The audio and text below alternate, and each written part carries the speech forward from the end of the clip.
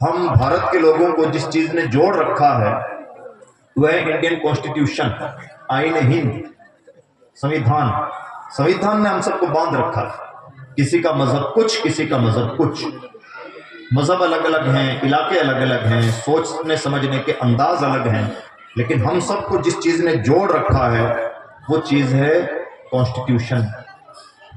اور اگر ہم کانسٹیٹیوشن پہ غور کریں گے تو ہمیں پتہ چلے گا کہ دنیا بھر کے ماہرین نے، دنیا بھر کے ماہرین سے مراد انڈیا کے لوگ، لیکن جنہوں نے قانون کی اعلیٰ درجے کی ڈگریاں حاصل کی، اور پھر ڈاکٹر بھیم راؤ امبیڈکر کی سربراہی میں ایک پوری ٹیم نے تقریباً 2.5-3 سال تک ماتھا پچی کی، اور اس کے بعد میں ایک قانون لکھا جسے انڈین کانسٹیٹیوشن کہا جاتا ہے۔ بڑی محنتوں کے بعد وہ قانون لکھا گیا، اور اب اس کے بعد اس قانون میں مسلسل تبدیلیاں ہوتی رہیں۔ ہماری پارلیمنٹ اس میں تبدیلیاں کرتی رہیں، بارہا اس میں تبدیلیاں ہوئیں۔ اسی طرح سے جو کورٹ کچہریاں ہیں وہاں پر کئی مرتبہ بحثیں ہوتی رہی ہیں کانسٹیٹیوشن کے الگ الگ شقوں پر، اور اس طرح سے ریگولر کانسٹیٹیوشن میں تبدیلیاں ہوتی رہیں، اس میں نئی نئی باتیں جڑتی رہیں، اور آج تک جڑتی جا رہی ہیں۔ مسلسل اس میں تبدیلیاں ہو رہی ہیں پچھلے 75 سال سے، لیکن اتنی تبدیلیوں کے باوجود بھی کئی مرتبہ ایسا اسٹیج آتا ہے، کئی مرتبہ ایسا موقع آتا ہے کہ جب دنیا، بھارت کے لوگ یہ کہنے پر مجبور ہوتے ہیں کہ اس بارے میں انڈیا کا قانون چپ ہے، کچھ نہیں کہتا۔ بہت مثالیں ایسی ملیں گی۔ مثال کے طور پر پچھلے دنوں ایک بحث اٹھی کہ امیزن کمپنی چیزیں ڈیلیور کرنا چاہتی ہے، اور کیسے ڈیلیور کرنا چاہتی ہے؟ وہ اس طرح سے ہوا کے تھرو ڈیلیور کرنا چاہتی ہے، جس طرح سے کیمرہ ہوا میں پرواز کرتا ہے، اسی طرح سے ڈرون سسٹم سے وہ چیزیں ڈیلیور کرنا چاہتی ہے۔ تو ایسا کرنا درست ہے یا نہیں، لیگل ہے یا انلیگل؟ اس بارے میں قانون کے ماہرین کی رائے یہ ہوئی کہ ہو سکتا ہے کہ اگر ایک کمپنی اس طرح سے ڈرون کا استعمال کر رہی ہو تو کچھ شاطر مزاج لوگ اپنی شاطرانہ چالوں کے لیے بھی ڈرون کا یوز کر سکتے ہیں۔ ہم یہ کیسے پتہ لگائیں گے کہ اس ڈرون میں کوئی ٹھیک چیز ہے، کوئی نقصان پہنچانے والا سامان تو نہیں؟ اس لیے انڈیا کا قانون اس بارے میں چپ ہے۔ کوئی نیا قانون بنے گا تو آپ کی رہنمائی کر دی جائے گی کہ اب آپ کو کیا کرنا چاہیے۔ ٹھیک، اب دیکھیے، ایسا میں نے ایک ایگزامپل دیا۔ ایک بار درود شریف پڑھ لیں، آپ آرام سے چائے پئیں۔ اللہم صلی وسلم وبارک ورحم وترحم علی سیدنا و شفیعنا و نبینا و حبیبنا و مولانا صلی اللہ علیہ وسلم۔ ہم اپنے جلسوں میں دو کام کرتے ہیں، جلسہ سجاتے بھی ہیں اور جلسے کو خراب کرنے کا پورا انتظام بھی ہم ہی کرتے ہیں۔ اللہ ہماری عقل کو بھی سلامت رکھے۔ ہمیں ہر بات چھوٹے چھوٹے بچے کی طرح انگلی پکڑ پکڑ کے بتانی ہوتی ہے، بھائی یہ کرسی آگے کر لیجئے، بھائی یہ جگہ پر کر لیجئے، بھائی چپ ہو جائیے۔ جس قوم کو اے بی سی ڈی سکھانی پڑتی ہو وہ قوم کیا سیولائزڈ دنیا سے مقابلہ کرتا ہے؟ ذرا سوجھ بوجھ کا مظاہرہ کریں، اچھی نشانیاں نہیں ہیں۔ دنیا بہت ایڈوانس ہو گئی ہے، کسی 5 اسٹار ہوٹل میں بیٹھ کے کھانا کیسے کھانا ہے طریقہ سکھایا جاتا ہے دنیا میں۔ ایک افسر کرسی پر کس لہجے میں بیٹھ کے آپ کی باتیں سن رہا ہے، آپ کو صرف اس کی باڈی لینگویج سے سمجھنا ہوتا ہے۔ ہمیں ہر بات انگلی پکڑ کے سکھانی پڑتی ہے۔ ذرا سوجھ بوجھ کا مظاہرہ کریں، اور مجھے اس طرح سے باتیں کرنا ہے بزرگ علماء کے سامنے میں طالب علم اچھا نہیں لگتا ہے۔ یہ چھوٹی قسم کی باتیں ہیں، سکھانے نہیں پڑنی چاہیے۔ اس لیے جسے بیٹھنا ہے ادب کے ساتھ بیٹھے، مجھے اپنی باتیں کرنے دیں اور خاموشی کا ماحول بنائیں اور سنیں توجہ کے ساتھ۔ طلباء سے بھی گزارش ہے توجہ کے ساتھ سنیں۔ تو میں یہ کر رہا تھا، اتنا قانون جس کی اتنی پرورش ہو رہی ہے، مسلسل اس میں تبدیلیاں پیدا کی جا رہی ہیں، مسلسل نئی نئی شکیں جڑ رہی ہیں، وہ قانون بھی کئی مرتبہ کے چپ ہو جاتا ہے کہ اس بارے میں ہم کیا کہیں، کچھ نہیں، کوئی قانون ہی نہیں۔ اس بارے میں قانون چپ ہے، قانون کی کتاب چپ ہے، قانون کے ماہرین چپ ہیں۔ یہ تمام باتیں آپ بھی تشریف رکھتی ہے، مت دیجیے، جو سن رہے ہیں نا آپ، یہ سب سے بڑا نظرانہ ہے۔ کوفت ہو رہی ہے مجھے ذرا سا، چھوٹی بات ہے۔ تو قانون کی کتابیں کئی مرتبہ چپ ہیں، کچھ نہیں کہتی قانون کی بات، قانون کی کتاب۔ اور ایسا ایک نہیں، درجنوں بار موقع آتا ہے جب کانسٹیٹیوشن چپ ہو جاتا ہے کہ اس بارے میں قانون کیا کہتا ہے، کچھ نہیں۔ لیکن کیا کمال ہے اللہ کی کتاب کا، اس کے پیچھے کوئی لوبی نہیں کھڑی ہے کہ ذرا سا ضرورت پیش آ جائے تو قرآن میں تبدیلی کر دی جائے، یہ آیت جوڑ دی جائے، اس آیت کو گھٹا دیا جائے، یہ کوئی نئی پالیسی آ گئی ہے، مارکیٹ کا نیا فنڈا آ گیا تو جوڑ دیا جائے۔ ایسی انوکھی کتاب ہے، ذرا اس پر غور کیجئے کہ اللہ نے قیامت تک کے انسانوں کے لیے، انڈین کانسٹیٹیوشن مطلب انڈیا کے لیے ہے، 3 سال تک اسے لکھا گیا، ماہرین نے لکھا، 75 سال سے اس میں تبدیلیاں ہو رہی ہیں، قانون کی پوری ٹیم ہے، سپریم کورٹ کا لمبا چوڑا عملہ ہے، کئی ہائی کورٹس ہیں، ان کے فیصلے اس میں جڑتے ہیں، اور اس کے باوجود بھی قانون کہیں جا کے چپ ہو جاتا ہے۔ اللہ کی کتاب ہے جو کسی ایک ملک کے لیے نہیں، پوری کائنات کے لیے ہے، کسی ایک زمانے کے لیے نہیں ہے، ہمیشہ ہمیشہ کے لیے ہے، اور اس کی رکھوالی کرنے کے لیے کسی انسان کو کسی کمی زیادتی کی کوئی ضرورت نہیں ہے۔ نئے زمانے کا نئے سے نیا مسئلہ لے کے آئیے، اللہ کی کتاب کی روشنی میں علماء حل کر کے بتائیں گے۔ سبحان اللہ، بے شک۔ یہ ہے اللہ کی کتاب۔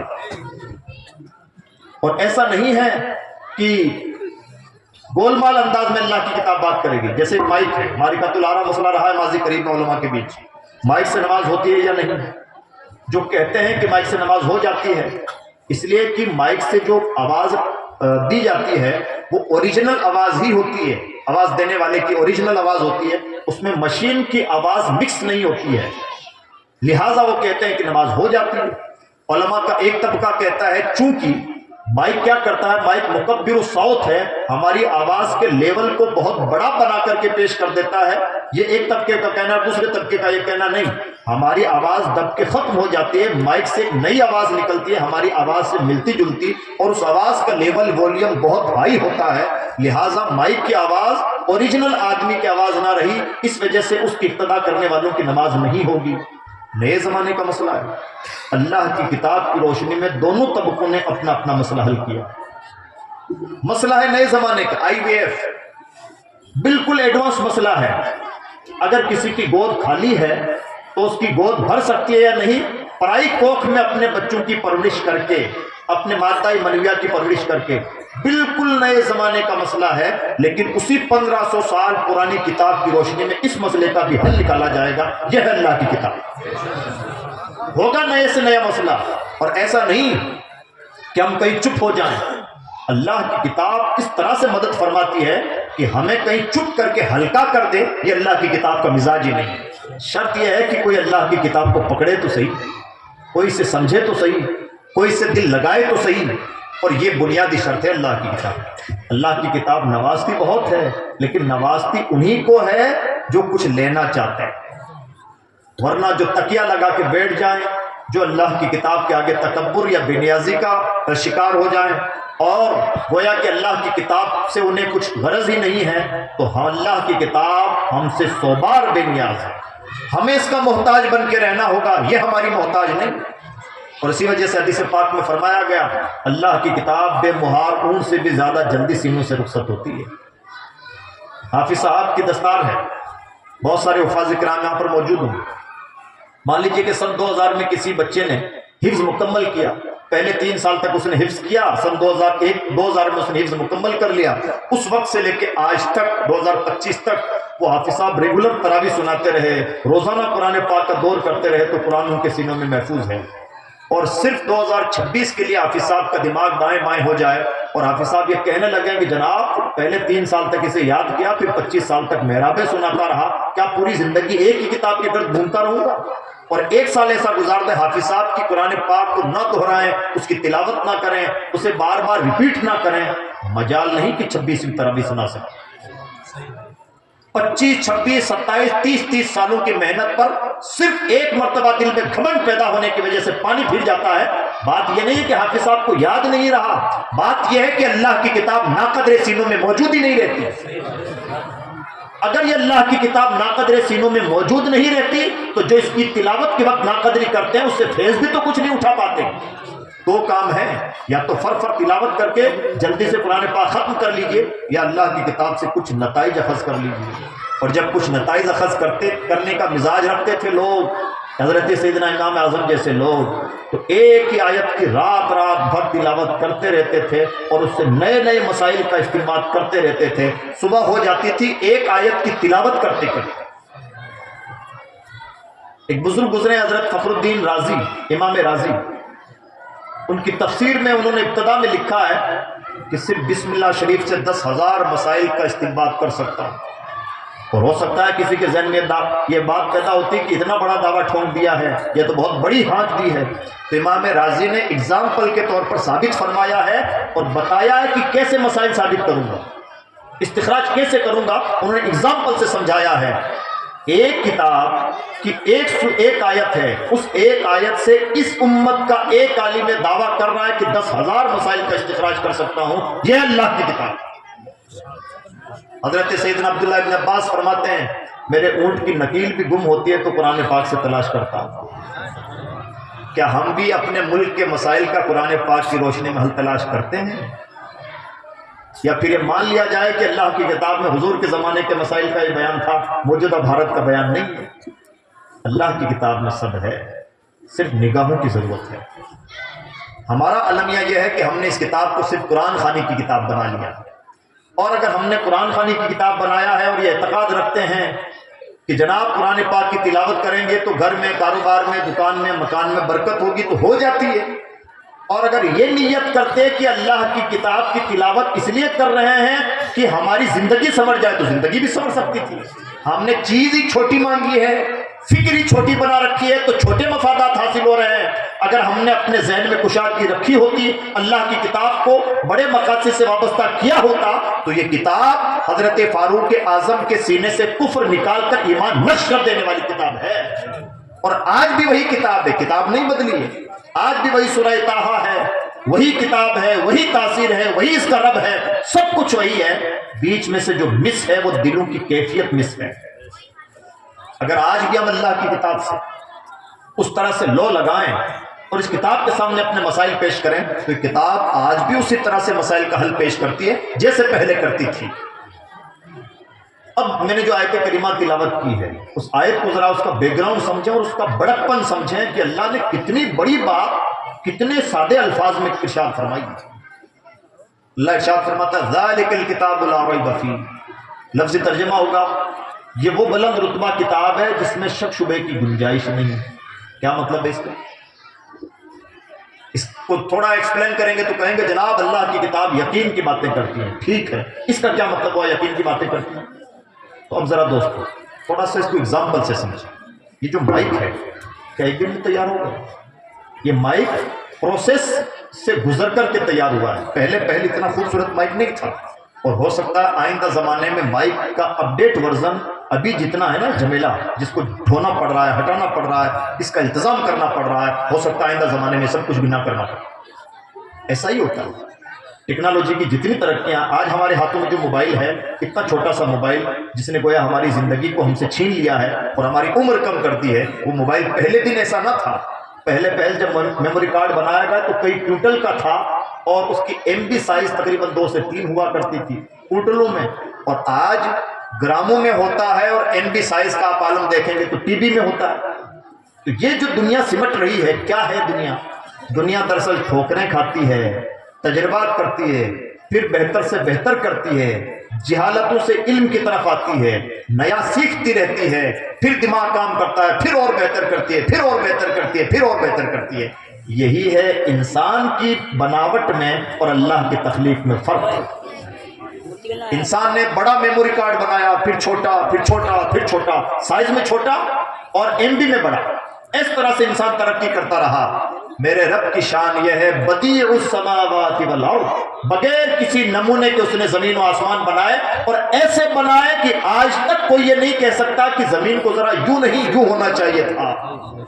آسمانوں کے بارے میں سورۃ الملک میں اس کا ارشاد ہے ذرا نگاہ اٹھا کے دیکھو کیا میرے بنائے ہوئے آسمان میں کوئی جھروکا بھی نظر آتا ہے؟ ارے دوبارہ اٹھا کے دیکھو، تمہاری نگاہیں تھک ہار کے پلٹ کے آ جائیں گی، لیکن اللہ کی بنائی ہوئی تخلیق میں کوئی کمی نہیں نکال سکتے. یہ فرق ہے انسان کے بنانے میں اور اللہ کے بنانے میں. انسان ٹھوکریں کھاتا ہے، تجربہ کرتا ہے، پھر بہتر بنا پاتا ہے. میرا رب بغیر کسی نمونے کے بناتا ہے اور ایک بار میں ایسا بناتا ہے کہ اس سے بہتر کا تصور ہی نہیں. ہم اپنی تخلیق پر غور کریں.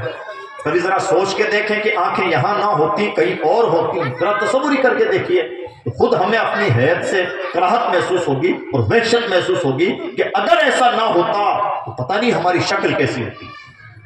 अजब कारीगरी है उसकी शान। इंसानों की आवाजें अलग, उनके हुलिये अलग। अल्लाह हमें शऊर अता फरमाए। हमारे बुजुर्गान दीन क्या तदब्बुर किया करते थे, छोटी छोटी घास के तिनके को देखते रहते। कौन? बायजीद बुस्तामी जैसे लोग देखते रहते, कहते हुजूर क्या है आप सुबह से इसे देख रहे हैं? कहते अल्लाह की कुदरत देख रहे हैं, देखना चाहिए।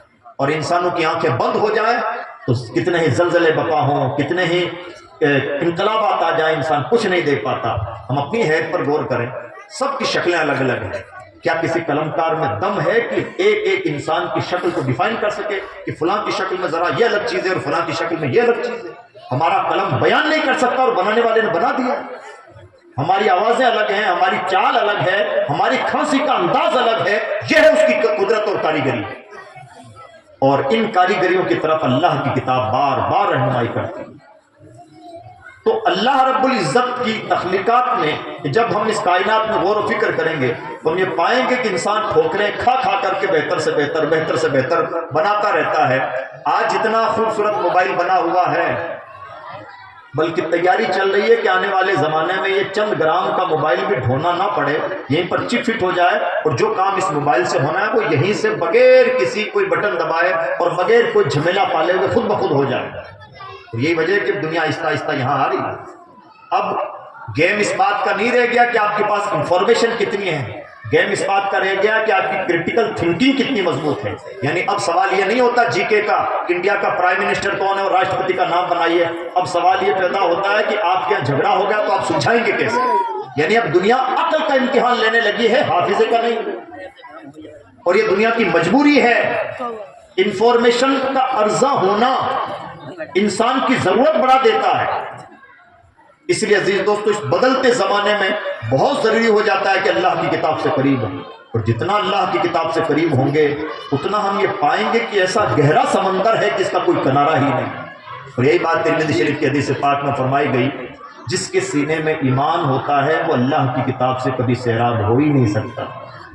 जितना तिलावत करेगा डूबता जाएगा और जितना डूबेगा उतना मजा पाता चला जाएगा। यह है अल्लाह की किताब।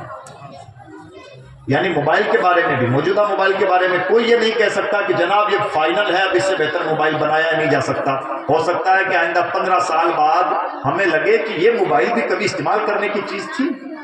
वैसे ही जैसे आज पुराने जमाने के 35 साल पुराना फोन आज देखते हैं तो लगता है, हंसी आती है कि क्या इतना बड़ा मोबाइल फोन भी इंसान इस्तेमाल करता था।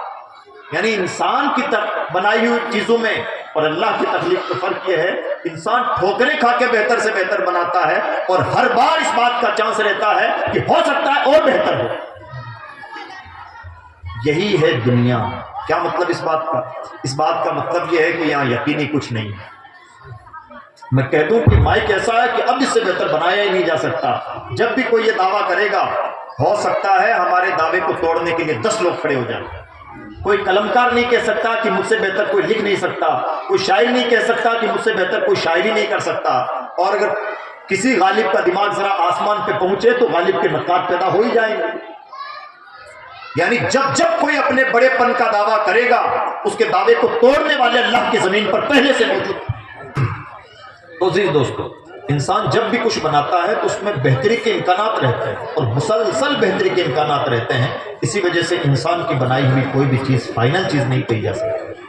अब ज़रा सा इस बात को और एक्सप्लेन करें तो हमें हैरत होगी कि अल्लाह की किताब ने कितनी बड़ी बात इरशाद फरमाई है। यानी इंसान की जितनी भी तकनीक की तरक्कियाँ हैं वो फाइनल नहीं है, यकीनी नहीं। इंसान की जितनी मादी तरक्कियाँ हैं फाइनल नहीं। क्या आज जितने तरह के पकवान हम पका लेते हैं, खाने बना लेते हैं, पहले दिन से इंसान इतनी तरह डिशेज बनाता था? किसी तरह से जिंदगी का गुजारा हो जाए, बस यही था खान पान। आज जितने कीमती लिबास हम पहन लेते हैं, क्या पहले दिन इंसान इस तरह के कीमती लिबास पहन पाता था? हरगिज़ नहीं। बदन छुपाने का कुछ जरिया मुयस्सर हो जाए वही लिबास कहलाता था। इसी तरह से पूरी दुनिया का निज़ाम चलता है। यानी मेडिकल साइंस की इतनी तरक्की है, लेकिन इतनी तरक्की के बावजूद मेडिकल साइंस की बुनियाद है कि तजर्बात का नाम है मेडिकल साइंस। آپ نے ایک دوا لی اور آپ کا سر درد ٹھیک ہو گیا، دوسرے نے وہی دوا لی، اس کا بھی سر درد ٹھیک، تیسرے کا بھی ٹھیک، چوتھے پانچویں دسویں کا ٹھیک، تو مان لیا گیا کہ یہ سر درد کی دوا ہے۔ نتیجہ کیا نکلے گا کہ وہی سر درد کی دوا جو 50 لوگوں نے لی تھی اور ان کا سر درد غائب ہو گیا، ان کا سر ٹھیک ہو گیا، 51واں آدمی وہی دوا لے گا اور اس کا سر درد ٹھیک نہیں ہوگا۔ ہوتا ہے کہ نہیں ہوتا ایسا؟ ماہر سے ماہر ڈاکٹر فیل ہو جاتے ہیں کسی بیماری کا علاج کرنے میں، کیوں جناب؟ بات یہ ہے کہ میڈیکل سائنس کی کوئی بھی چیز یقینی نہیں ہے، کوئی الہامی نہیں ہے، کوئی الہی قانون نہیں ہے، انسان کے تجربے کا نام ہے میڈیکل سائنس۔ بار بار ہم نے ایک ہی طرح کا کام کیا اور ایک ہی طرح کا رزلٹ آیا تو ہم نے مان لیا کہ ایسا کرنے سے ایسا ہوتا ہے، ایسا کرنے سے ایسا ہی ہوتا ہے، یہ یقینی بات نہیں ہے۔ آج جتنے طرح کے مکان ہم ڈیزائن کروا لیتے ہیں، کیا پہلے دن انسان اس طرح کے مکان ڈیزائن کروا پاتا تھا؟ ہر چیز کو جب ہم دیکھیں گے، یہ شامیانہ اس طرح کا نہیں ہوتا تھا، لباس اس طرح کا نہیں ہوتا تھا، ہماری بیٹھکیں اس انداز کی نہیں ہوتی تھی، ہمارا کھان پان اس انداز کا نہیں ہوتا تھا، یہ کرسیاں، یہ چیزیں جتنی بھی ہمیں نظر آ رہی ہیں، آسائش کا سامان، یہ کوئی بھی پہلے دن میں رول ماڈل نہیں بنتا ہے، بلکہ انسان ٹھوکریں کھاتا رہتا ہے، بہتر سے بہتر، آرام دہ سے آرام دہ، اچھے سے اچھا، خوبصورت سے خوبصورت بناتا رہتا ہے۔ اسی کا نام ہے دنیا۔ ہماری باتوں کا بھی یہی حال ہے، پہلے دن ہم اتنے ہوشیار اور چرب زبان، بلکہ 1.5 ہوشیار نہیں تھے جتنے آج 1.5 ہوشیار بن گئے۔ آج ہر انسان کے منہ میں زبان آ گئی اور انسان بڑا چرب زبان ہو گیا ہے اور سمجھتا ہے کہ میں بڑا ہوشیار اور دانا ہوں۔ بہت سارے تجربات کا نچوڑ ہے جو انسان اپنی زبان سے بولتا ہے، بہت ساری کتابوں کا مطالعہ اور حاصل ہے انسان جو اپنی زبان سے بولتا ہے۔ یہی تو ہے دنیا۔ یعنی ہماری دنیا میں جب ہم غور و فکر کریں گے تو یہ پائیں گے کہ کوئی چیز ہمیں عام طور پر یقینی نظر نہیں آتی، لیکن اس بے یقین دنیا میں صرف اللہ کی کتاب ہے جو یقین والی کتاب ہے، اور اس درجہ یقین والی کتاب ہے کہ اللہ ارشاد فرماتا ہے ذالک الکتاب لا ریب فیہ، یہ کتاب وہ ہے جس میں شک شبے کی کوئی گنجائش ہی نہیں۔ ہماری ہر بات تجربے کی بات، ہماری ہر بات غلط ہو سکتی ہے، ہماری ہر بات ٹھوکروں کا نتیجہ، اللہ کی کتاب کی ہر بات لوہے کی لکیر۔ یہ فرق ہے اس دنیا کی باتوں میں، دنیا میں اور اللہ کی کتاب۔ اب ذرا اور اس بات کو قریب کریں، میں ایک ایگزامپل دوں آپ کپڑے کی دکان کرنے جا رہے ہیں، مان لیجیے رامپور میں کسی مناسب لوکیشن پر آپ کپڑے کی دکان کرنا چاہتے ہیں۔ آپ کے چچا ہیں جو پچھلے 50 سال سے 40 سال سے کپڑے کا کاروبار کر رہے ہیں، وہ آپ سے کہیں بھتیجے آپ رامپور کے مارکیٹ میں پہلی مرتبہ اتر رہے ہیں، اور چونکہ کپڑے کی منڈی میں اتر رہے ہیں اور میں کپڑے سے پچھلے 40 سال سے جڑا ہوا ہوں، لہٰذا کپڑے کے مارکیٹ میں کام کرتے ہوئے میری 4 باتوں کا دھیان رکھنا، فائدے میں رہو گے۔ تو آپ کے کان کھڑے ہو جائیں گے کہ میں نے رامپور میں کپڑے کا کام کرنے کے لیے مان لیجیے کہ 10 لاکھ روپے لگائے ہیں، بڑا انویسٹ کیا ہے، بڑے خواب دیکھ رکھے ہیں اور بہت پلاننگ کی ہے، بہت ہوم ورک کیا ہے، لیکن میرے چچا تجربہ کار ہیں، بڑے کاروباری ہیں کپڑے کے، اور یہ اپنے 40 سالہ تجربے کی روشنی میں مجھے 4 باتیں بتا رہے ہیں، تو بہت توجہ کے ساتھ سنیں گے کہ وہ 4 باتیں بڑی قیمتی ہوں گی۔ 40 سال کا تجربہ کار آدمی کوئی بات بتائے تو وہ قیمتی، اور 7 زمینوں اور 7 آسمانوں کا بادشاہ اپنی بات بتائے وہ قیمتی نہیں۔ کیا مطلب؟ اس کا مطلب یہ ہے کہ ہم نے اللہ کی کتاب کو اتنا سیریسلی لیا ہی نہیں جتنا لیا جانا چاہیے، ہم اس کی گہرائی میں اترے ہی نہیں کہ یہ کلام کس کا ہے، ہم نے جانا ہی نہیں ہے کہ قرآن جو کہہ رہا ہے وہ کوئی تجربہ نہیں ہے، وہ اٹکل پچھو باتیں نہیں ہیں، وہ اندازے کا تیر نہیں ہے۔ قرآن نے جو کہہ دیا آنکھ بند کر کے تسلیم کیجئے، بلکہ اگر کوئی بات نہ بھی سمجھ میں آئے تو مان کے چلیے کہ قرآن کے حوالے سے جو کہا جا رہا ہے بھلے ہماری عقل میں نہ بھی آ رہا ہو، بڑی ہی بات ہے۔ اور جس دن ہم نے اللہ کی کتاب کو اس ناحیے سے لینا شروع کیا، اس اینگل سے غور و فکر شروع کیا کہ اللہ کی کتاب کتنی بڑی کتاب ہے، کتنی بڑی باتیں کرتی ہے، کہاں کہاں جا کے ہماری رہنمائی کرتی ہے، ہم یہ پائیں گے کہ ایسا لگے گا جیسے قرآن اسی بیماری پر ہاتھ رکھتا ہے جس بیماری سے ہم کئی سالوں سے جھوج رہے تھے۔ ایک ایگزامپل دو، ایگزامپل سنیے، کتنا خوبصورت ایگزامپل ہے۔ سورہ ابراہیم کی آیت نمبر 13 اور 14۔ ہم مسلمانوں کو، بھارت کے مسلمانوں کو اس وقت لگتا ہے کہ حالات بڑے مایوس کن ہیں اور یہ ٹھیک نہیں اور وہ ٹھیک نہیں، چند سالوں میں یہ ٹھیک نہیں اور وہ ٹھیک نہیں یاد آنے لگا۔ کیا کلیجہ اس شخصیت کا جس نے 13 سال تک مکہ کے ظالموں کے ظلم سہے اور کبھی اف تک نہ کیا. سید المرسلین محنت کر رہے ہیں اور محنت کے نتیجے میں 40 لوگ کلمہ پڑھ رہے ہیں، لیکن نہ کبھی مایوس ہوتے ہیں، نہ تھک ہار کے بیٹھتے ہیں، نہ اپنے مشن کے ساتھ سمجھوتا کرتے ہیں. چند سالوں میں بزدلی کا شکار ہو گئے. وہاں سے موٹیویشن لینا چاہیے. اور جب کلیجہ اتنا بڑا ہوتا ہے، دل اتنا بڑا ہوتا ہے، صبر کا یہ عالم ہوتا ہے، تو بھلے مکہ میں 13 سال کی محنتوں میں 40 نے کلمہ پڑھا ہو، مدینہ میں 10 سال کی محنتوں میں 1.25 لاکھ بھی کلمہ پڑھتے ہیں. جب اتنا بڑا کلیجہ، اتنی محنتیں، اتنا استقلال، اتنا موٹیویشن، اتنی ہمت ہوتی ہے تو پھل بھی ویسا ہی مرتب ہوتا ہے. میرا رب چاہتا تو مکہ میں بھی وَيَدْخُلُونَ فِي دِينِ اللَّهِ أَفْوَاجًا کا نظارہ مل سکتا تھا، لیکن اللہ رب العزت یہ چاہتا تھا کہ پہلے دنیا دیکھے کہ محنتیں کیسے کی جاتی ہیں، قربانیاں کیسے دی جاتی ہیں، ہمت کیسے رکھی جاتی ہے، اور حالات سے لڑا کیسے جاتا ہے. تمام زخم سہے، طائف کے پتھر سہے، اپنی بیٹیوں کی طلاق برداشت کی، سوشل بائیکاٹ برداشت کیا، اپنے صحابہ کی 2 ہجرتیں برداشت کی، سب کچھ برداشت کیا، کبھی زبان پر کوئی شکوہ نہیں آیا. جب اس طرح سے کسی کے اندر ہمت ہوتی ہے تو پھل مدینہ کی شکل میں سے ملتا ہے. اور مدینہ میں بھی ظالموں نے سکون سے نہیں بیٹھنے دیا. 8 سال کے ٹائم پیریڈ میں، جس سال ہجرت ہوئی ہے کوئی لڑائی نہیں، جس سال وصال ہوا ہے سن 10 ہجری کوئی لڑائی نہیں، بیچ کے 8 سالوں میں 74 لڑائیاں لڑی ہیں میرے نبی نے. 74 کسے کہتے ہیں؟ ذرا تصور کر کے دیکھیے، ایک ملک ایک لڑائی لڑتا ہے تو 10 سال کے لیے اس کی چولیں ہل جاتی ہیں. کیا کلیجہ اس ایک شخصیت کا جو 8 سال کے ٹائم پیریڈ میں 74 لڑائیوں کا نقشہ تیار کر رہے ہیں، اور سب کچھ انہیں کو کرنا ہے. کون کمانڈر ہوگا، کتنے لوگ جائیں گے، کون پیچھے رہیں گے، کون ساز و سامان فراہم کرے گا، نقشہ کیا ہوگا، کس سے ملاقات ہونی ہے، سب کچھ اکیلے امام الانبیاء کر رہے ہیں. اور اتنا ہی نہیں کر رہے ہیں، جیسا کہ حضرت نے ذکر فرمایا، بچوں کو گٹھی دینے کا کام حضور کرتے ہیں، بچوں کے نام حضور رکھتے ہیں.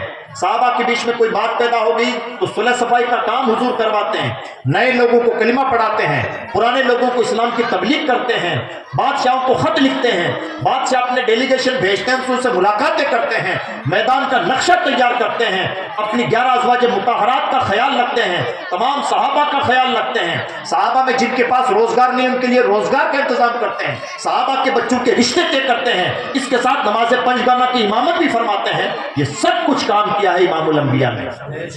آج ہمیں 5 وقت کی نماز پڑھانے کو ملے تو ہم کہتے ہیں امام صاحب بڑے بزی ہوتے ہیں، امام کو کوئی ٹائم نہیں ملتا.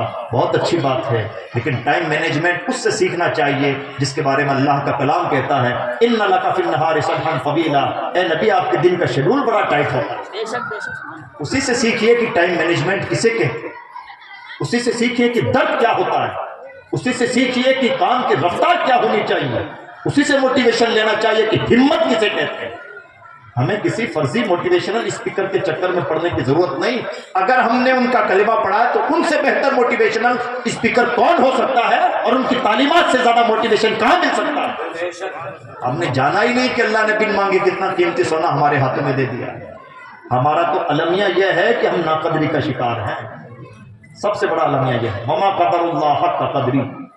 اس لیے عزیز دوستو، اللہ کی کتاب کی شان یہ ہے، اللہ کی کتاب اتنی گہری باتیں، اتنی بڑی باتیں کہ جہاں تک عام انسانوں کی عقل نہ پہنچے اشاروں کنایوں میں کر کے گزر جاتی ہے. ایک ایگزامپل دیکھیں اللہ کی کتاب کا لہجہ کیسا ہوتا ہے. اللہ سورۃ الرحمن میں ارشاد فرماتا ہے بینہما برزخ لا یبغیان. 3 جملے ہیں. جہاں 2 سمندروں کا سنگم ہوتا ہے ان سمندروں کے بارے میں بات چل رہی ہے. اللہ نے فرمایا کہ جہاں 2 سمندروں کا سنگم ہوتا ہے ان کے بیچ ایسی قدرتی آڑ ہے کہ اس آڑ کی وجہ سے سمندر ایک دوسرے پر چڑھائی نہیں کر سکتا.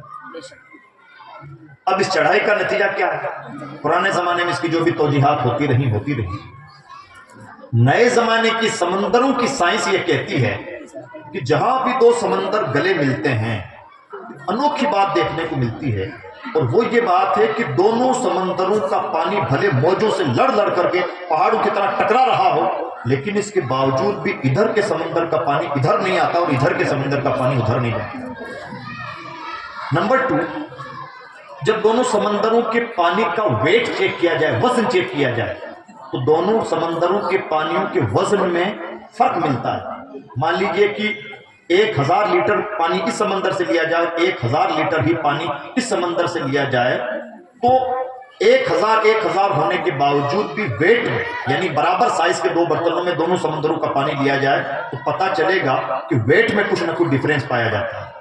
اور جب ان کے منرل چیک کیے گئے، پانی میں منرل ہوتے ہیں، پانی کے منرل چیک کیے گئے تو پتہ چلا کہ ادھر کے سمندر کے پانی کا منرل کچھ اور ہے اور ادھر کے سمندر کے پانی کے منرل کچھ اور ہے۔ اور ٹیسٹ کیجئے تو پتہ چلے گا ادھر کے سمندر کا ٹیسٹ کچھ اور ہے، ادھر کے سمندر کا ٹیسٹ کچھ اور ہے۔ 4 باتیں، وزن برابر نہیں ہے، منرل سیم نہیں، اور اسی طرح سے ٹیسٹ سیم نہیں، اور کلر بھی سیم نہیں۔ ہم 2 گلاس میں پانی لیں اور 1 جگ میں ملا دیں، آج تک دنیا کے پاس کوئی پیرامیٹر ایسا نہیں کہ دونوں گلاسوں کے پانیوں کو دوبارہ الگ الگ کیا جا سکے۔ کیا شان ہے میرے رب کی کہ 2 سمندر گلے مل رہے ہیں، پہاڑوں کی طرح موجیں اٹھ رہی ہیں، لیکن مجال نہیں کہ ادھر کے سمندر کا پانی ادھر آ جائے اور ادھر کے سمندر کا پانی ادھر چلا جائے۔ کون ہے جس نے یہ آڑ بنا رکھی ہے؟ اتنی گہری باتیں، یہ 4 فرق آج تک سائنس دریافت کر پائی ہے۔ اتنے گہرے فرق، اتنی گہری باتیں، اتنی بڑی باتیں جو سمندروں میں سالوں سال ڈبکیاں لگانے کے باوجود معلوم نہیں ہو سکتی تھی، اللہ کی کتاب نے 3 لفظوں میں تمام باتیں کہہ دی۔ جن کو سمجھنا ہے سمجھیں، جن کو تلاوت کر کے فر آگے بڑھنا ہے بڑھیں۔ یہ ہے اللہ کی کتاب، دیتی بہت کچھ ہے، لینے والا ہونا چاہیے۔ میں عرض کر رہا تھا، موجودہ بھارت کا نقشہ اگر ہم سمجھنا چاہیں، ہمیں لگتا ہے نا حالات بڑے ابتر ہیں، تو اس کا نقشہ اگر ہم سمجھنا چاہیں تو سورہ ابراہیم کی آیت نمبر 13 اور 14 میں دیکھیں، اللہ رب العزت نے کیا لہجہ اختیار فرمایا اور کیا بات ارشاد فرمائی گئی اللہ کی کتاب میں۔ اللہ فرماتا ہے، اپنے زمانے کے مشرکین نے، ہر زمانے کے مشرکین نے اپنے زمانے کے رسولوں سے کہا، لَنُخْرِجَنَّكُم مِّنْ أَرْضِنَا أَوْ لَتَعُودُنَّ فِي مِلَّتِنَا۔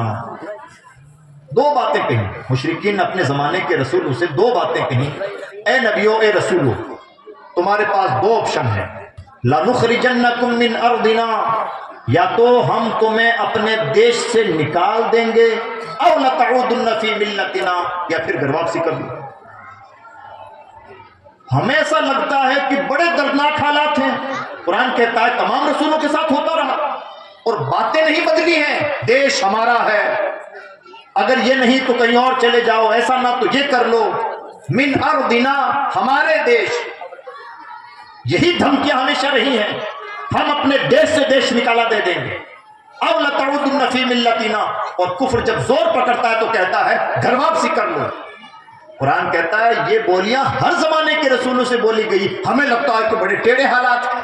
ذرا مطالعہ تو کریں اللہ کی کتاب کا، اور اس سے آگے بڑھ کے دیکھیں تو اللہ فرماتا ہے وَلَنُهْلِكَنَّ الظَّالِمِينَ، ہم ظالموں کو ہلاک کر کے رہیں گے۔ اور آگے بھی کچھ بشارتیں ارشاد فرمائی گئی، آپ کا ہوم ورک ہے، ذرا دیکھیں تو صحیح کہ قرآن کہاں کہاں کی باتیں کہہ کے گزر گیا۔ ہمارا المیہ یہ ہے کہ جس میں ہمارا ہر حل موجود ہے اس کتاب کو اٹھا ہی نہیں رہے ہیں، اس کتاب سے لو ہی نہیں لگا رہے ہیں، اور ایک آدھ موقع پر نہیں، قرآن تو اشاروں میں وہ باتیں کہہ جاتا ہے کہ کبھی ایمان تازہ ہو جاتا ہے۔ حضرت سیدنا ابراہیم خلیل اللہ نے، دیکھیے کتنی حوصلہ افزا بات ہے، کیسا موٹیویشن اللہ کی کتاب ہے۔ حضرت ابراہیم خلیل اللہ سے اللہ نے وعدہ فرمایا، انی جاعلک للناس اماما، ابراہیم میں تجھے لوگوں کی امامت عطا فرماؤں گا، لیڈرشپ عطا فرماؤں گا۔ نبیوں کی شان ہوتی ہے کہ جب اللہ کی نعمتیں مل رہی ہوتی ہیں تو اپنے ساتھ دوسروں کے لیے بھی لے لیتے ہیں۔ حضرت ابراہیم علیہ السلام نے کہا قال ومن ذریتی، پروردگار جب یہ نعمت امامت کو عطا فرمائے تو میری نسلوں کو بھی عطا فرما دینا۔ یہ بات ہو گئی، دیکھیں سادہ انداز میں بات ہو گئی، ابراہیم سے وعدہ کہ میں تمہیں امامت عطا فرماؤں گا، اور ابراہیم علیہ السلام نے کہا پروردگار میری نسلوں کو بھی عطا فرما دینا۔ اللہ کا جواب سنیں اور موجودہ ملک کے حالات کا جائزہ لیں۔ اللہ فرماتا لا ینال عہد الظالمین، ابراہیم امامت کی نعمت ظالموں کو نہیں ملتی۔ کیا مطلب یہ ہے کہ یا تو کرسی رہتی ہے یا ظلم رہتا ہے، اور اگر کسی لیڈر نے ظلم کرنا شروع کر دیا اس کا مطلب الٹی گنتی شروع، زیادہ دن نہیں چلنا، یہ نظام قدرت ہے۔ کون صاحب ایمان ہے کون نہیں یہ قبر کا فیصلہ ہے، لیکن اگر اس کائنات میں کسی کو قیادت کرنی ہے، لیڈرشپ کرنی ہے، راجنیتی کرنی ہے، بڑا بن کے رہنا ہے، امامت کرنی ہے، تو ظلم چھوڑنا ہی ہوگا، اور اگر کوئی ظلم نہیں چھوڑتا تو انشاءاللہ اس کی الٹی گنتی شروع ہے۔ ظالم ہونے کا مطلب ہی یہ ہے کہ کرسی ڈاوا ڈول ہونے لگی ہے۔ دیکھتے رہیے جمعہ 8 دن کی باتیں، یہ ہے اللہ کی کتاب، وہ باتیں کہتی ہے جہاں انسانوں کے عقل نہ پہنچے۔ شرط یہ ہے، یوں ہی حضرت عبداللہ بن عباس نے نہیں کہا تھا میری اونٹ کی نکیل بھی گم ہو جاتی تو قرآن پاک سے تلاش کرتا۔ المیہ یہ ہے کہ ہم اپنے مسائل کا حل بھی تو آخر دیوان غالب میں تلاش کر رہے ہیں۔ پریشانی یہ ہے کتنا وزنری شاعر تھا کہ یہ شعر کہہ گیا، اتنا ایڈوانس شاعر تھا کہ یہ بات بھی کہہ گیا۔ جناب ہمیں کسی کو داد دینے کی ضرورت ہی نہ پیش آتی اگر اللہ کی کتاب سے لو لگا لیا ہو، اور صحابہ نے لو لگائی تھی۔ تو قرآن کہتا ہے وَإِذَا سَمِعُوا مَا أُنزِلَ إِلَى الرَّسُولِ تَرَىٰ أَعْيُنَهُمْ تَفِيضُ مِنَ الدَّمْعِ مِمَّا عَرَفُوا مِنَ الْحَقِّ۔ صحابہ کی شان یہ ہے کہ جب اللہ کی کتاب سنتے ہیں تو ان کی آنکھیں بہتی رہتی ہیں عرفان حق کی وجہ سے۔ وہ تھے قرآن سمجھنے والے، وہ تھے قرآن سے لو لگانے والے۔ اب ذرا سا اسی بے ذوقی کے ماحول میں کچھ اور باتیں بھی برداشت کر لیں جو میں تلاوت کے آداب کے حوالے سے کہہ دوں اور پھر اپنی گفتگو ختم کر دوں۔ پہلی بات، اب آپ کا ہوم ورک۔ پہلی بات، جب بھی قرآن پاک کی تلاوت کریں ڈوب کے تلاوت کریں، اور اس کا اصول کیا ہے؟ اس کا اصول یہ ہے کہ قرآن کی تلاوت ایسے کی جائے جیسے قرآن صرف ہمارے لیے نازل ہوا۔ جس نے یہ انداز اپنایا کہ قرآن صرف ہمارے لیے، قرآن صرف میرے لیے، قرآن کا مخاطب صرف میں، ابھی ہمارا پرابلم کیا ہے؟ پرابلم یہ ہے کہ ہم تلاوت کر رہے ہیں، ہمیں پتہ ہی نہیں کہ کیا پڑھ گئے، کتنی بڑی بات ہماری زبان سے نکل گئی، قرآن کس سے کیا کہہ رہا ہے۔ حضرت امام جعفر صادق نے یہ فلسفہ بڑے اچھے انداز سے سمجھایا، فرماتے ہیں اگر مجھے کوئی کہے جعفر، میں آگے چل رہا ہوں پیچھے سے آواز آئے جعفر، تو میں پیچھے پلٹ کے دیکھتا ہوں مجھے کس نے آواز دی، تو کہتے ہیں کہ جب قرآن کہتا ہے یا ایھا الذین آمنوا، تو میں پھر چونک کے کیوں نہیں دیکھتا، اور اگر چونک کے نہیں دیکھتا اس آیت پر ایک دم پریشان نہیں ہو جاتا تو ایمان کہاں؟ یہ ہے قرآن۔ جس دن ہم نے یہ انداز اپنایا کہ قرآن کہیں یا ایھا الذین آمنوا کہے اور ہم چوکنے ہو جائیں کہ ہم سے کچھ کہا جا رہا ہے، یا تو یہ کیفیت ہو تو قرآن کی تلاوت کا حق ادا ہوگا، اور اگر یا ایھا الذین آمنوا کہہ رہا ہے قرآن، ہم اپنی زبان سے پڑھ بھی رہے ہیں لیکن چونک نہیں رہے ہیں، پتہ بھی نہیں لگ پا رہا کہ قرآن کیا کہہ رہا ہے، تو اس کا مطلب یہ ہے کہ کہیں ایمان کمزور۔ بے شک بے شک۔ اس لیے ہمیں چاہیے کہ قرآن کی تلاوت بلکہ سنت ہے رسول اللہ کا، رسول اللہ کا جو سنت انداز تلاوت ہے وہ کیا ہے؟ حضور قرآن کی تلاوت ڈوب کے کرتے تھے، اور ڈوب کے کرنے سے مراد جب کوئی آیت رحمت آتی حضور کا چہرہ کھل اٹھتا، اور دور سے دیکھ کے بھی لوگ پہچان سکتے تھے کہ حضور نے کسی آیت رحمت کی تلاوت کی۔ اور اگر اللہ کے قہر و غضب کا تذکرہ ہوتا، جہنم کا تذکرہ ہوتا، رونے لگتے، استغفار کرنے لگتے، آپ کی ہچکیاں بن جاتی، اور دور سے دیکھنے والا بھی محسوس کر سکتا تھا کہ ضرور اس وقت پیغمبر اسلام نے کسی ایسی آیت کی تلاوت کی ہوگی جس میں اللہ کے قہر و غضب کا تذکرہ۔ اور اگر اللہ کی کتاب کوئی سوال کر رہی ہوتی تو حضور کا سنت طریقہ ہے کہ حضور تلاوت سے ہٹ کر کے بھی اس کا جواب دیتے، جیسے اللہ کا ارشاد ہے الیس اللہ باحکم الحاکمین، کہ اللہ تمام بادشاہوں کا بادشاہ نہیں؟ ایسا پرجلال لہجہ ہے، جب بھی حضور اس آیت کی تلاوت کرتے سر جھکا کے عرض کرتے بلا کیوں نہیں میرے رب، تو ہی تو بادشاہوں کا بادشاہ ہے۔ یہ ہے انداز تلاوت رسول اللہ۔ اب رسول اللہ کا شغل دیکھیں قرآن پاک سے، تو شغل رسول اللہ کا یہ ہے، اسپیشلی عام طور پر بھی جیسے ہم اپنا ڈیلی کا شیڈول دیکھتے ہیں کہ حضرت صبح یہ کرتے ہیں، دوپہر میں یہ کرتے ہیں، 9 سے 10 یہ کرتے ہیں، 10 سے 11 یہ کرتے ہیں، اور یہ ہمارا شیڈول ہوتا ہے۔ امام الانبیاء کے لائف سٹائل میں آپ کا جو شیڈول ملتا ہے وہ شیڈول یہ ملتا ہے کہ آپ کے دن کا ایک اسپیشل وقت صرف اللہ کی کتاب کی تلاوت میں گزرتا تھا، اور یہی ہمارے بزرگوں کا معمول تھا۔ ہمارے یہاں قرآن پاک کی تلاوت کے لیے کوئی شیڈولنگ نہیں ہوتی، کوئی پلاننگ نہیں ہوتی کہ قرآن کی تلاوت کی موقع مل گیا تو تلاوت کر لی، نہ ملا تو نہ بھی ہوئی، کبھی تلاوت ہو گئی کبھی چھوٹ گئی۔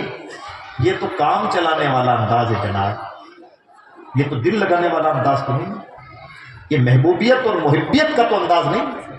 حضور کا انداز یہ تھا کہ آپ کے شیڈول میں، ڈیلی شیڈول میں قرآن پاک کی تلاوت کے لیے ٹائم مقرر تھا،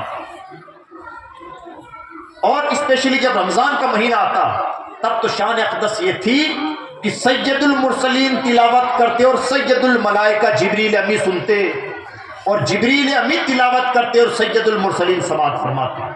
اب ذرا انداز دیکھیں اور اللہ کی کتاب کا وزن دیکھیں کہ سید الملائکہ معصومین کا سردار تلاوت کر رہا ہے، اور سید الانس والجان پوری کائنات کا سردار سن رہا ہے، اور ادھر اللہ کا حبیب تلاوت کر رہا ہے اور فرشتوں کا سردار سن رہا ہے۔ یہ ہے اللہ کی کتاب۔ ہم نے اس کتاب کو کس اینگل سے لیا ہے ہم جانیں۔ آخری بات عرض کروں، ہم سے کوئی پوچھے کہ جناب روزے کیا ہیں، جناب یہ بتائیے رمضان میں کیا ہوتا ہے، تو ہم کہیں کہ جناب رمضان ایک ایسا مہینہ ہے جس میں مسلمان روزے رکھتے ہیں، صبح سے شام تک بھوکے رہتے ہیں، اور یہ کرتے ہیں اور یہ نہیں کرتے، ہمارا اپنا انداز ہوتا ہے۔ ہم سے کوئی پوچھے جناب نماز کیا ہے، تو ہم کہیں نماز یہ چیزیں ہیں۔ قرآن سے پوچھیں کہ رمضان کیا ہے، تو قرآن کا انداز دیکھیں۔ قرآن نے کیا ارشاد فرمایا؟ شہر رمضان الذی انزل فیہ القرآن، رمضان وہ مہینہ ہے جس میں قرآن جیسی عظیم ترین کتاب نازل فرمائی گئی۔ انٹروڈکشن کا بھی ایک انداز ہوتا ہے۔ میں پوچھوں رامپور کیا ہے، تو آپ کہیں رامپور مولانا جوہر کا شہر ہے، مطلب یہ ہوا کہ مولانا جوہر رامپور کا حوالہ بن رہے ہیں، مولانا جوہر کا قد بڑا، رامپور کا قد ان کے مقابلے میں چھوٹا۔ کبھی الٹا بھی ہوتا ہے۔ آپ سے پوچھا جائے آپ کہاں رہتے ہیں، تو آپ کہیں جناب میں دلی رہتا ہوں، مطلب دلی کا قد بڑا آپ کا قد چھوٹا، اس لیے کہ دلی کو حوالے کے طور پر پیش کرنا پڑ رہا ہے۔